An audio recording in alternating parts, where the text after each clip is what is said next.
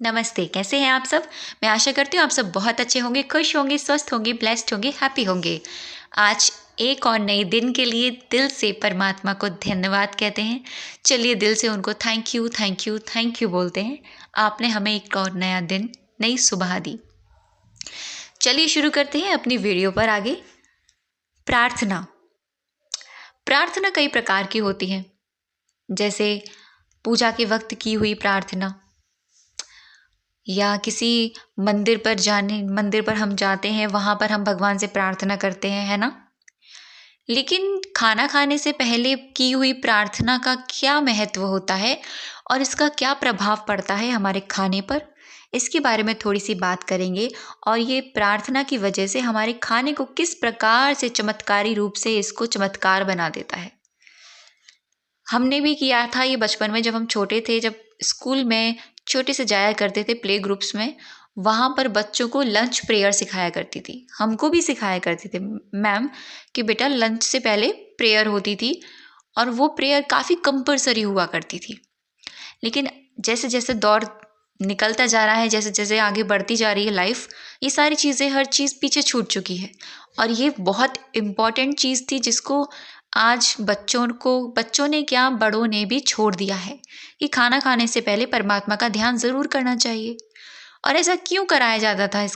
इसका रीज़न यही है कि ऐसा इसलिए कराया जाता था ताकि उस भोजन में जो भी हम ग्रहण कर रहे हैं, उसे जो भी हम खा रहे हैं, उसमें परमात्मा की शक्ति आए, उस ईश्वर की शक्ति आए, उस भगवान की शक्ति आए, उस परमपिता की शक्ति आए, जिसको भी हम जिस भी तरह से मानते हैं, उसकी शक्ति इस भोजन में आए। और वो भोजन जब हम ग्रहण करें, उसको खाएं, तो हमारे अंदर भी उतनी ही पवित्रता आए। इसका मेन मतलब सिर्फ यही था। तो आज के दौर में ये सारी चीज़ें ख़त्म सी ही हो गई हैं, है ना? लेकिन अब हम इसको फिर से स्टार्ट करेंगे। अगर आप नहीं करते तो आप ज़रूर से ये चीज़ करना कि अगर आप चाहते हो अपने खाने को अमृत बनाना, अगर आप चाहते हो आपका खाना अमृत बन जाए, अगर आप चाहते हो आपका खाना चमत्कारी बन जाए, अगर आप चाहते हो आपका जो खाना है वो मैजिकल बन जाए, अगर आप चाहते हो वो आपका खाना प्रसाद बन जाए, तो खाना खाने से पहले आप जिनको भी मानते हो, जिस भी धर्म से हो, उनको याद कीजिए। उनसे कहिए ये भोजन आपका है, ये खाना आपका है, आपने दिया है, हम आपको दे रहे हैं, आप इसे ग्रहण कीजिए। आपकी शक्ति, आपका प्रेम, सब कुछ इस खाने में आए। इतनी शक्ति हमें देना प्रभु, इतनी शक्ति हमें देना। इस तरह से आप प्रार्थना कीजिए और फिर आप उस भोजन को परमात्मा को समर्पण करके फिर आप खुद ग्रहण कीजिए।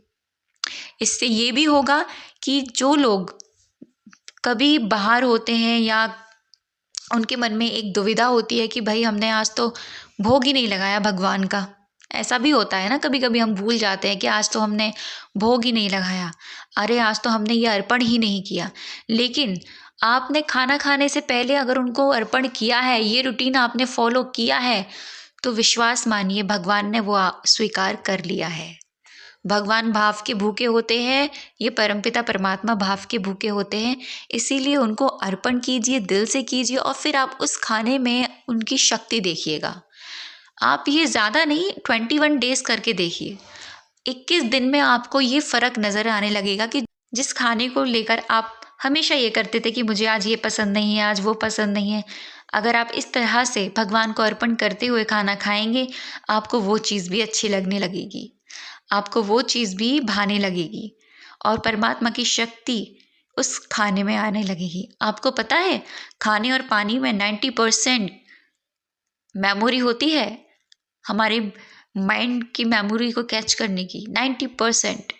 वो हमारे थॉट को बहुत ही जल्दी कैच करता है, हमारा खाना और पानी। इस बारे में आपसे मैं आगे जाके बात करूँगी, लेकिन अभी मेरा मोटिव यही था कि जब भी हम खाना खाएं, परमात्मा को समर्पण करके खाएं, ताकि वो हमारा खाना अमृत बन जाए, ताकि वो हमारा खाना प्रसाद बन जाए। कहते हैं ना कि जब हम कहीं मस्जिद या गुरुद्वारे में या कहीं भी जाते हैं, मंदिर कहीं भी जाते हैं, तो वहाँ पे जो भंडारा होता है, जो भी वहाँ खिलाया जाता है, वहाँ का प्रसाद कितना स्वादिष्ट होता है। आपने अनुभव किया होगा ये। तो आप ये करके देखेंगे तो आपको आपका खाना ही प्रसाद लगने लगेगा। आपके अंदर शारीरिक पीड़ा होगी वो भी खत्म हो जाएगी। आप करके ज़रूर देखिएगा, आपका खाना अमृत बन जाएगा। आई होप आपको ये मेरी वीडियो अच्छी लगी हो। अगर अच्छी लगी हो तो कमेंट में मुझे ज़रूर बताइएगा। And thank you so much for watching my video. Thank you so much for supporting me. दिल से आप सभी का थैंक यू।